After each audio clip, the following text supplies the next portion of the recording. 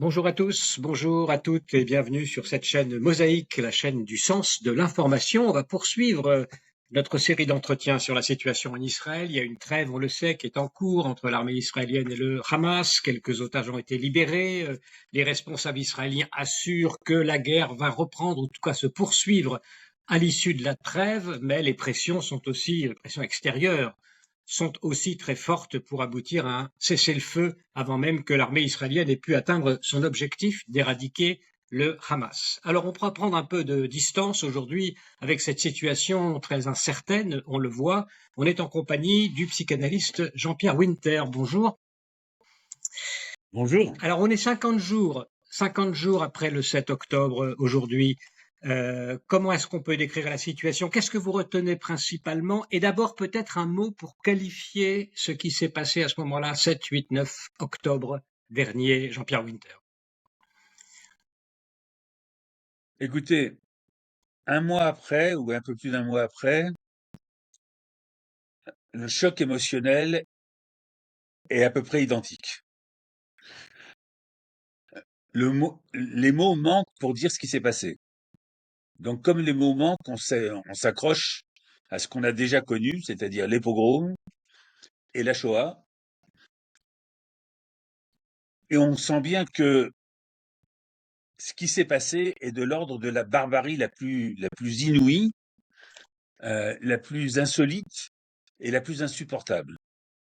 Euh, Quelles que soient nos convictions, nos croyances, notre statut national, civil, etc., tous ceux qui ont pu simplement apercevoir l'horreur de ce qui s'est passé, l'horreur de déshumanisation, l'horreur d'atteinte à l'humanité, l'horreur d'atteinte sexuelle, le sadisme qui s'est déployé à ce moment-là, reste dans les 10, 20 dernières, 30 années, totalement inédit.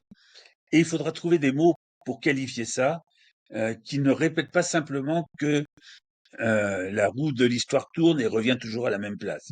Même si il y a en ce qui concerne l'antisémitisme et le massacre de juifs, quelque chose qui effectivement a tendance historiquement à se répéter. On va y revenir. Ce qui a frappé les observateurs qui ont vu les images du massacre, c'est à la fois donc cette barbarie dont vous parlez, mais aussi la jouissance manifestée par ceux qui perpétraient ce massacre. Comment vous expliquez cette jouissance mortifère? Alors d'abord, il faut dire une chose, c'est que il y a la jouissance, c'est pour ça qu'on parle de barbarie, il y a la jouissance de ceux qui ont commis ce massacre, c'est-à-dire la jouissance de tuer, de sadiser, de déshumaniser, de porter atteinte à des gens, non pas à cause de ce qu'ils font ou de ce qu'ils disent, mais uniquement à cause de ce qu'ils sont. C'est-à-dire à cause il y a une tentative de porter atteinte à leur être dans ce qu'il a de plus mystérieux et de plus humain. Donc ça, c'est une première chose. Mais il n'y a pas que ça. Il y a aussi la jouissance de tous ceux qui se sont immédiatement, je dis bien immédiatement, et dans le monde entier, réjouis de ce qui venait de se passer. C'est-à-dire qu'il y a une espèce de collectivisation de la jouissance.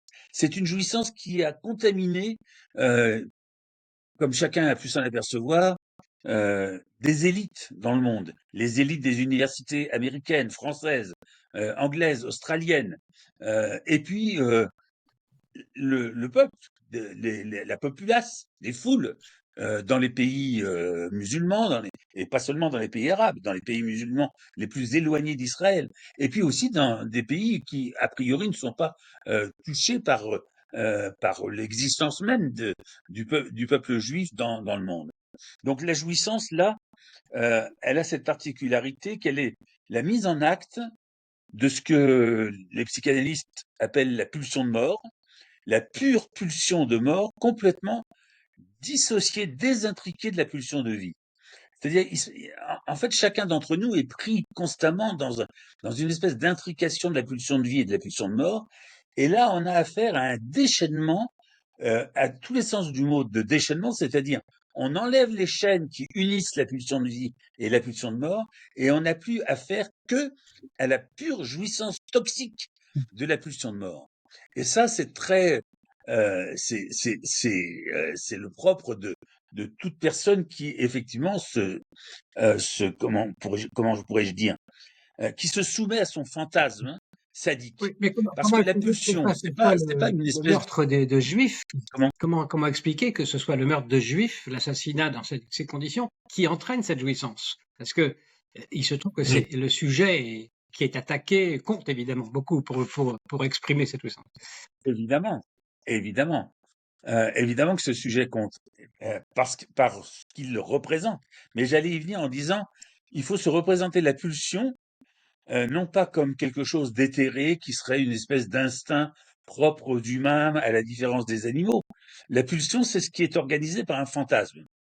Et les Juifs occupent une place éminente dans l'histoire occidentale, et maintenant, et depuis aussi très longtemps, dans l'imaginaire musulman. Les Juifs occupent une place spécifique. C'est pour ça qu'on s'en prend à eux. Quelle est cette place? C'est évidemment complexe. C'est-à-dire, répondre à cette question, c'est répondre à pourquoi il y a de l'antisémitisme. Qu'est-ce que c'est que l'antisémitisme? Alors évidemment, c'est pas moi qui vais donner la réponse définitive à la question, mais on peut ouvrir quelques pistes quand même. Je crois que les Juifs, vous voyez, j'allais dire les Juifs, hein, il y a quelque chose de l'ordre de la jouissance qui est en jeu. Les Juifs incarnent une limitation de la jouissance. Ils incarnent ceux qui s'autorisent à jouir à condition que la jouissance soit encadrée par la loi. C'est absolument clair, je crois, que ils incarnent ce don de la loi dont personne, a priori, ne se satisfait, puisqu'elle porte une limite à ce dont on peut se permettre de jouir. Pour être plus clair, euh, où est-ce qu'on peut constater ça? Ben, par exemple, dans tous les interdits qui manifestent que on ne peut pas jouir en tant que juif de toute la nature. C'est la nourriture cachère, par exemple. C'est le repos du Shabbat. C'est la circoncision. C'est comme ça un ensemble de lois qui disent, ben voilà. Et puis c'est évidemment les 10 paroles, qu'on appelle d'ailleurs les 10 commandements, c'est-à-dire tous les interdits qui disent, voilà quelle est la limite de ce dont vous pouvez jouir. En même temps que Israël, je pense au sens du Tanakh, au sens de la Bible, n'interdit pas le plaisir. Il suffit de lire, par exemple, Qoéleth, l'Ecclésiaste, pour se rendre compte qu'au contraire, il faut aussi jouir de la vie et prendre plaisir à la vie. Alors, ce qui se passe, c'est que quand on a affaire à des extrémistes, qu'ils soient d'ailleurs juifs, il faut le dire, musulmans, ou simplement politiques, comme l'histoire l'a montré, on a affaire à des gens qui refusent les limites de la loi, qui se donnent à eux-mêmes une loi qui est celle, par exemple, de leur leader. Alors, si c'est, par exemple, les nazis ou les staliniens, leur leader, c'est Hitler ou Staline, et c'est lui qui fait la loi. Il n'y a plus de loi, sauf celle du leader. Mais ça peut être aussi une idée qui, à force de loi, et par exemple, eh ben, ça sera l'idée que Dieu l'a voulu. Et si Dieu l'a voulu, eh ben, c'est pas moi qui l'ai voulu, donc je peux me laisser aller à mes pulsions les plus actives, puisque je n'en ressentirai aucune culpabilité, comme l'a très bien démontré le procès d'Eichmann, par exemple, je n'en ressentirai aucune culpabilité, puisque je n'ai fait qu'exécuter la volonté de celui que j'ai érigé en position d'idole et de leader. Or, le judaïsme et les juifs, dans son fondement talmudico-kabbalistique, par exemple, s'opposent complètement à cette idée d'idolâtrie. Il y a même un texte du Talmud qui dit est juif celui qui refuse le culte des idoles. Eh bien, les extrémistes, c'est ceux qui ne le refusent pas, mais il s'ensuit comme conséquence que pour eux, les lois sont abolies.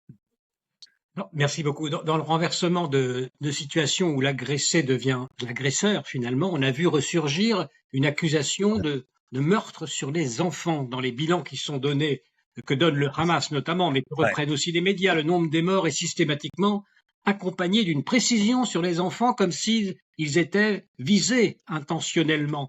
Alors évidemment, ça rappelle aussi des accusations traditionnelles. Je pense que sur ce point aussi, vous avez peut-être un éclaircissement à nous donner.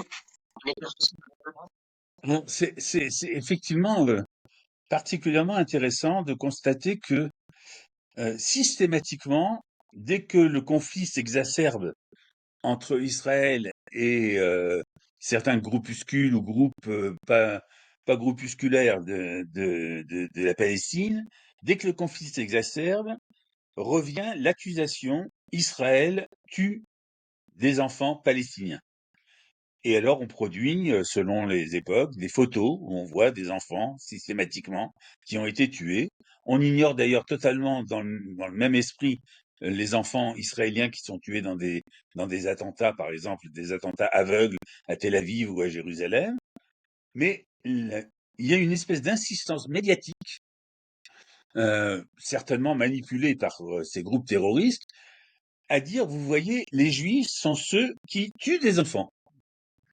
Alors c'est une vieille histoire. Cette idée que les Juifs tuent des enfants. C'est une vieille histoire qui remonte à la Torah elle-même, mais dans un processus totalement inversé. Alors, d'abord, pour bien préciser les choses, le judaïsme, ça commence d'une certaine manière avec Abraham, qui pense qu'il peut tuer son enfant, Isaac, son enfant qui est déjà grand, hein, selon la Torah, mais enfin, qui peut tuer son enfant parce que Dieu le lui aurait ordonné. Or, Dieu, il est manifeste qu'il se trompe sur ce qui lui a été demandé et qu'il n'est plus question de tuer son enfant pour quelque raison que ce soit. Donc ça commence avec non pas le sacrifice d'Isaac, comme on dit, d'autres disent le sacrifice d'Abraham, ça commence avec le non-sacrifice d'Isaac. C'est là que ça commence. Mais ensuite, on a toute une série de meurtres d'enfants qui vont ponctuer d'un côté ou de l'autre les rapports entre les juifs et les non-juifs. Alors, pourquoi avons-nous Moïse? Parce que le pharaon décide que le peuple hébreu a grandi et qu'il est un danger, selon la Bible, qu'il est un danger pour l'Égypte, et donc il préconise le meurtre de tous les mâles des enfants des Hébreux. Un seul en réchappe, qui est rattrapé donc par la fille du pharaon, et c'est Moïse. Bon. À partir de là, commence la longue saga des Hébreux à travers le désert jusqu'à... avant d'en arriver là, excusez-moi, commence la longue histoire des Hébreux et des rapports entre les Hébreux et les Égyptiens jusqu'à la 10e plaie d'Égypte. Laquelle 10e plaie d'Égypte, annonce la mort des premiers-nés des Égyptiens. Et Pessah, c'est le sceau par-dessus la maison des Hébreux qui est marqué d'une trace de sang de l'agneau pascal qui permet à l'ange exterminateur de ne pas se tromper sur qui il va exterminer ou pas. Donc là, tout d'un coup, il y a comme une espèce de... Alors, on peut pas dire que c'est une revanche, puisque c'est pas présenté comme tel. C'est comme une pression qui est exercée sur l'Égypte, qui ne veut rien entendre à la liberté demandée par les Hébreux de tuer et qui a pour conséquence le meurtre d'enfants. Ensuite, on va retrouver cette histoire du meurtre d'enfants, par exemple, la question elle-même dans le jugement de Salomon. On va la retrouver aussi dans les évangiles. La fuite en Égypte de la Sainte Famille est provoquée parce que Hérode, qui était juif, veut et qui a peur que le Messie naisse dans la population qui vivait à ce moment-là en Israël, a peur que donc ce Messie vienne prendre sa place. Et donc c'est le massacre des innocents. Il ordonne que les enfants des Hébreux soient tués. Et puis il y a une espèce de, comment on pourrait dire, de latence, hein, jusqu'au XIIe siècle.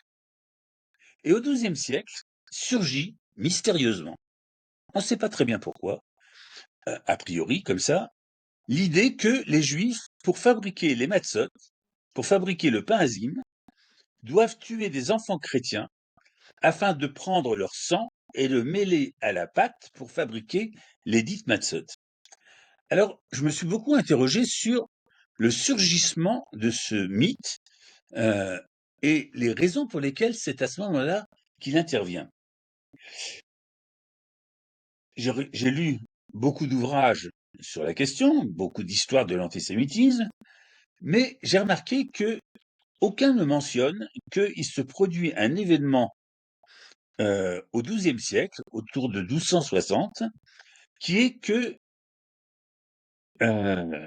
comment dire, l'Église, au Concile de Latran, décide que la formule du Christ, ceci est mon corps, ceci est mon sang, n'est plus une formule métaphorique, n'est pas une manière métaphorique de parler, mais décide que le corps du Christ est réellement dans l'hostie. Or, l'hostie, comme vous savez, c'est du pain azime. Hein. L'hostie, le corps du Christ est réellement, c'est réel. C'est le mystère de l'incarnation. Hein, et le sang du Christ est réellement dans le verre de vin du kidouche qui a lieu à ce moment-là.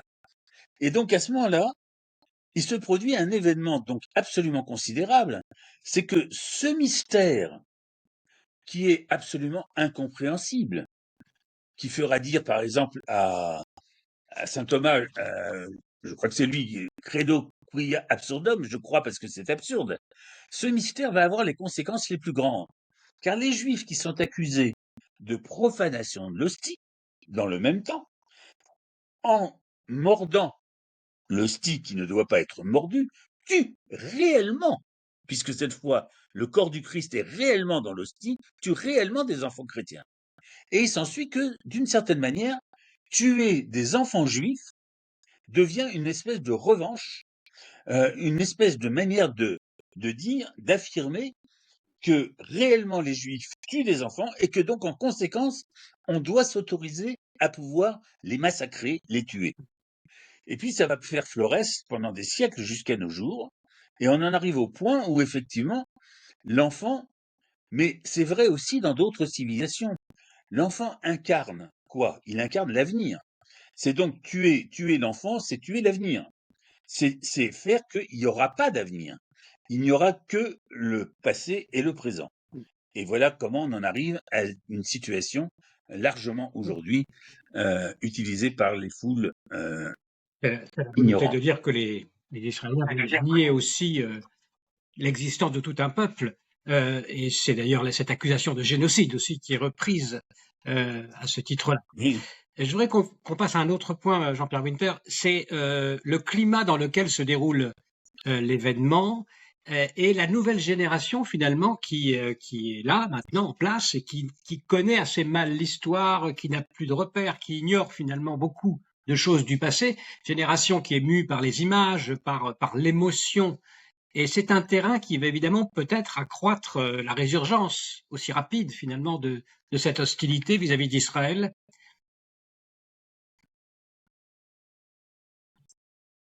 Si on devait chercher à tendre un autre fil ou se saisir d'un autre fil pour parler de l'antisémitisme, je crois que le fil de l'ignorance serait particulièrement coûteux. Les Juifs incarnent aussi un certain type de rapport au savoir. Euh, et, euh, et ce qu'il aurait reconnu et en même temps reproché, c'est que dès l'enfance, les enfants des Hébreux, les enfants des Juifs, sont vissés sur leur siège et doivent apprendre. Alors on peut épiloguer sur ce qu'ils doivent apprendre ou sur les limites de ce qu'ils doivent apprendre, mais en tout cas, ils sont voués à apprendre à lire, à écrire et à savoir. C'est pas accepté par tout le monde, contrairement à ce qu'on pourrait imaginer. Parce que l'ignorance, je dis bien l'ignorance, c'est une passion. Spinoza aurait dit c'est une passion triste. Et c'est une passion qui est proche de la haine. On pourrait dire, il y a trois passions, l'amour, la haine et l'ignorance. Et elles sont liées très souvent ensemble. L'ignorance, c'est la source de tous les mots, M-A-U-X et M-O-T-S. Mais ça m'a fait penser, quand j'ai réfléchi à ces questions-là, à ce qui se passe entre les générations d'aujourd'hui. La génération d'aujourd'hui, on l'a constaté dans des interviews absolument hors sol, complètement inouïes, est d'une ignorance crasse sur ce qui concerne non seulement la création de l'État d'Israël, l'existence de l'État d'Israël, les rapports entre Israël, l'ONU et, par exemple, un futur État palestinien, mais d'une ignorance crasse même de, de où se situe Israël, géographiquement. Pas seulement historiquement, mais géographiquement. Je me souviens d'avoir vu et entendu, lors d'un micro-trottoir aux États-Unis, dans une université, un étudiant à qui on demande s'il sait où est la Palestine, à cause du slogan du fleuve à la mer, jetons les Juifs, il a aucune idée de où c'est. Il sait pas. Il sait pas du tout où c'est. Et puis d'autres ignorances du même ordre. Et l'homme, pour le Juif, est d'abord un homme de savoir. Quand je dis le Juif, je parle des Juifs qui se réfèrent à la tradition talmudique et au savoir talmudique ou au savoir des maîtres. C'est un homme de savoir et il est responsable, comme le disait Kundera, l'homme est responsable de son ignorance. Et Kundera ajoutait dans un livre qui s'appelle Risibles amours, l'ignorance est une faute. D'ailleurs, ça me fait penser que il y avait une formule de Lacan dans La science et la religion, un magnifique texte qui est dans les écrits. Il disait: l'erreur de bonne foi est de toutes la plus impardonnable. Hein, ce qui est une manière de dire que, effectivement, s'appuyer sur son ignorance pour commettre quelque exaction que ce soit, c'est pire que de les commettre au nom de ce qu'on croit savoir. C'est-à-dire qu'on ne peut pas s'exonérer de ces actes parce qu'on ne savait pas. On ne savait pas parce que, tout simplement, on se nourrissait de la passion de ne pas savoir. Et c'est une passion. Hein. Alors, je vous disais, ça m'a rappelé ce passage de la Torah où on explique pourquoi le pharaon veut se débarrasser des mâles hébreux. Et il y a un verset là que j'ai plus exactement en tête, mais enfin, tout le monde le retrouvera facilement, qui dit: un nouveau pharaon advint qui n'a pas connu ce qu'avait fait Joseph. Eh bien, je dirais que on est exactement dans cette situation-là. Une nouvelle génération est arrivée qui ne sait pas ce qui s'est passé dans le siècle précédent. J'ajouterais à ce que dit la Torah, qui ne sait pas ce qui s'est passé dans le siècle précédent et qui surtout ne veut pas le savoir. Et c'est d'ailleurs tout notre rapport, alors je reviens un peu en France, c'est tout notre rapport aujourd'hui à l'histoire, en France, qui devient la portion congrue de l'enseignement. Euh, on diminue régulièrement l'enseignement de l'histoire dans les classes terminales, et vous aurez remarqué comme moi que justement les assassins, je pense à Samuel Paty ou plus récemment à l'autre professeur Bernard, les assassins s'en prennent ou voudraient s'en prendre aux professeurs d'histoire. L'histoire, avec un grand H, est devenue l'ennemi. Et beaucoup de professeurs, j'en ai quelques-uns sur mon divan, témoignent du fait que, justement, ils ne peuvent plus enseigner l'histoire. Qu'il leur est opposé, il est opposé à leur enseignement, que des choses qui sont de l'ordre de l'histoire sont interdites, sont tabous. Alors c'est vrai aussi en sciences naturelles dans d'autres domaines. C'est pas tout à fait par hasard d'ailleurs que ce soit les sciences naturelles et l'histoire qui soient visées, parce qu'il y a un rapport. Les sciences naturelles, ça concerne évidemment l'éducation à la reproduction, à la sexualité, et cet enseignement-là aujourd'hui est contesté par tout ce qui est woke. Hein. De même que tout ce qui est histoire est aussi contesté par tout ce qui est woke, et il y a une vraie conjonction entre les deux. C'est un terrain effectivement qui autorise sans doute l'antisémitisme de s'exprimer puisqu'il n'a pas de frein qui serait cette connaissance qui lui Absolument. permettrait de remettre en ordre la manière de voir l'actualité. Perspective. Ouais. On voit les choses un Oui, peu. absolument. C'est c'est fascinant d'ailleurs de constater à quel point il devient impossible d'établir les faits. Hein. C'est-à-dire que la vérité factuelle, bon, ça c'est une chose que constatent tous les analystes politologues ou autres. Hein. Les faits aujourd'hui, les mensonges et les faits, les fake news, ont à peu près dans le discours le même statut. Hein. Et donc, ça n'a plus d'importance de savoir si ça s'est réellement passé ou si c'est juste qu'on aurait voulu que ça se passe comme ça. Toute dernière question, Jean-Pierre Winter, on revient sur les conséquences de cette traumatisme de l'attaque du 7 octobre, plus la guerre qui s'en est suivie. Comment vous voyez les conséquences pour Israël, pour les Israéliens, au niveau du traumatisme collectif que cela a pu être engendré? Je crois que d'abord le traumatisme, gardons le mot puisque c'est celui qui est utilisé par tout le monde pour l'instant, le traumatisme en Israël est effectivement collectif parce qu'il n'y a pas une seule personne en Israël qui ne soit pas touchée physiquement par ce qui s'est passé, par un proche, par une connaissance, par des amis. Tout le monde est concerné. Et d'ailleurs, on l'a vu puisque cela a créé un élan de solidarité de tout Israël pour soutenir les soldats qui se sont engagés dans cette guerre à Gaza. Donc il y a d'abord ce trauma collectif qui est effectivement notable et absolument consistant. Au-delà de ça, le traumatisme concerne pas seulement les Israéliens, mais le monde entier, c'est-à-dire toutes les personnes de bonne volonté, toutes les personnes qui ne sont pas liées à des extrémismes, soit gauchisants, soit religieux, sont concernées par ce qui s'est passé, et je dirais le monde entier est traumatisé. C'est un traumatisme qui aura des effets sur plusieurs générations, comme on a pu voir que la Shoah a des effets sur 2, 3, 4 générations. Mais je crois que le traumatisme pour les Israéliens est encore plus dense parce qu'ils ont été obligés, du fait de ce qui s'est passé, et qu'on assimile à juste titre et en même temps sans nuance à un pogrom, ils ont été obligés de constater qu'ils n'ont pas été attaqués en tant qu'Israéliens, mais en tant que Juifs. Et c'est donc comme un rappel de la judéité des Juifs en Israël. Et ça, on n'a pas encore mesuré à quel point ça allait avoir des conséquences. C'est en tant qu'ils sont juifs, puisque c'est indépendant.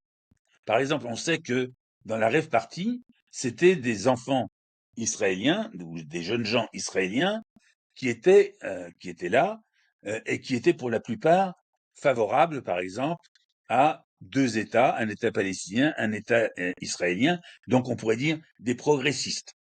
On sait que ce sont des enfants qui ont été tués, des femmes qui ont été tuées.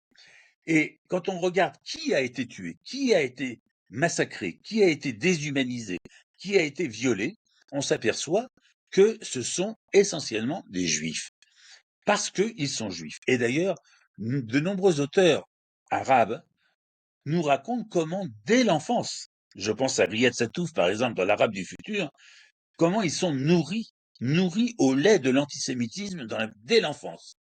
Et donc ça, le fait que les Israéliens qui avaient tendance à s'écarter pour une part d'entre eux, à s'écarter et à se constituer comme une entité qui serait spécifique dans le rapport au judaïsme, vont être obligés de se rappeler qu'ils sont juifs, le seront par cet événement ou le sont par cet événement, est quelque chose dont il faudra mesurer la portée au long terme. Un petit mot peut-être sur la France et sur les Juifs de France. Quel impact ça peut avoir? Est-ce que Israël n'apparaît plus forcément comme un État refuge et en même temps, il est évident que la situation est aussi délicate dans les pays en diaspora.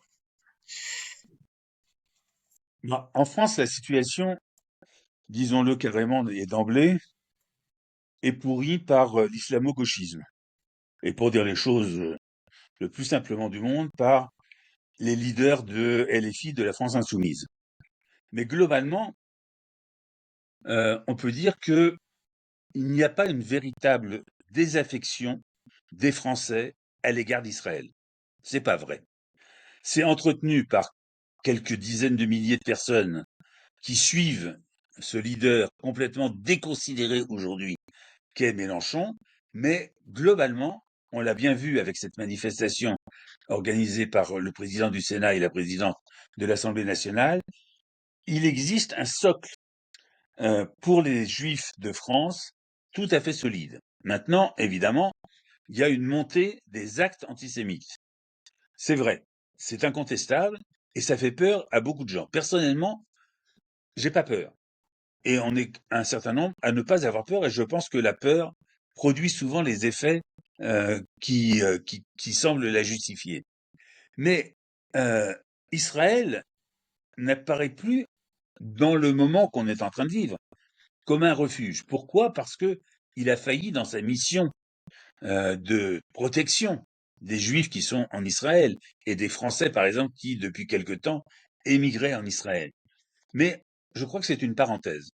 Je crois qu'Israël reste, dans l'esprit des Juifs de France, un État qui est susceptible de les protéger, un État qui défend les Juifs, quel que soit le prix du sang, et qui ne manquera pas de reconstituer l'appareil de protection qui a été, il faut le dire, sérieusement mis à mal par Benjamin Netanyahou et sa bande d'extrémistes qu'il a intégrés à son gouvernement pour pouvoir garder le pouvoir. Donc, je ne suis pas particulièrement pessimiste de ce point de vue-là. Je pense qu'il existe une frange, encore une fois, antisémite, notamment dans les banlieues, et que là, effectivement, les juifs sont quelquefois en danger, et les enfants juifs sont en danger, parce que juifs, et plus considérés comme français, et donc doivent, par exemple, s'exiler en grande partie, par exemple, de Seine-Saint-Denis, mais je pense que ça reste résiduel, et que la France reste la patrie du procès Dreyfus. Qu'est-ce que vous conseillez, toute dernière question, Jean-Pierre Winter, à tous ceux qui aujourd'hui disent je dors mal, je fais des rêves, je pense aux otages, je suis perturbé dans ma vie quotidienne en permanence par cette actualité. Qu'est-ce que vous leur conseillez, de moins regarder l'actualité ou au contraire d'en parler davantage? Je leur conseille de s'instruire et de prendre la mesure de ce qui se passe en se référant à l'histoire, d'écouter des personnes comme Abnous Shalmani, par exemple, et son merveilleux discours sur la laïcité qu'elle a prononcé il y a quelques jours à la mairie de Paris, d'écouter des gens comme Georges Bensoussan, qui font l'histoire, de lire des livres sur l'histoire d'Israël, de s'interroger, de parler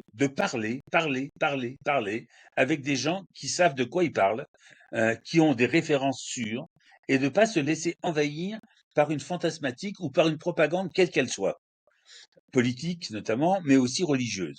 Je crois qu'il faut s'instruire, là, il faut revenir à l'histoire, à la géographie, il faut revenir à la géopolitique, il faut écouter les géopoliticiens qui sont euh, formidable en ce moment, qui explique par exemple le rôle de l'Iran dans cette histoire, le refus d'une grande partie de la communauté musulmane d'accepter les accords d'Abraham, par exemple, et de tout ce qui s'est joué autour de ça, et aussi tous ceux qui nous informent sur ce qui se passe dans l'islam. Car en fait, l'islam, qui nous est présenté comme une grande unité, c'est exactement ce que voudraient nous faire croire les extrémistes islamistes. En fait, l'islam est divisé. Et elle est divisée pas seulement entre sunnites et chiites, mais elle est divisée aussi entre extrémistes et modérés. Elle est déchirée entre laïcs et non laïcs. C'est une communauté extrêmement déchirée qui se refait de l'unité sur le dos des juifs, hein. Et elle est aussi divisée entre musulmans arabes et musulmans non arabes, perses, turcs ou autres, indonésiens, etc. Merci beaucoup. Donc, on pourra ajouter à vos conseils, si vous le permettez, Jean-Pierre Winter, d'écouter aussi et de regarder ce que Hein. nous faisons sur cette chaîne Mosaïque, précisément, qui consiste à remettre du contexte, de l'histoire de la connaissance dans l'actualité la plus chaude. Merci encore d'avoir accepté de répondre à nos questions. Merci à Daniel Kakoun pour avoir rendu possible toute cette série d'entretiens. Vous pouvez évidemment partager cette vidéo, laisser un commentaire et adhérer à vous abonner à notre groupe WhatsApp pour recevoir régulièrement donc les vidéos de Mosaïque la chaîne d'actualité qui prend donc le temps et qui espère aller plus loin dans l'analyse. Merci à tous. Merci à vous.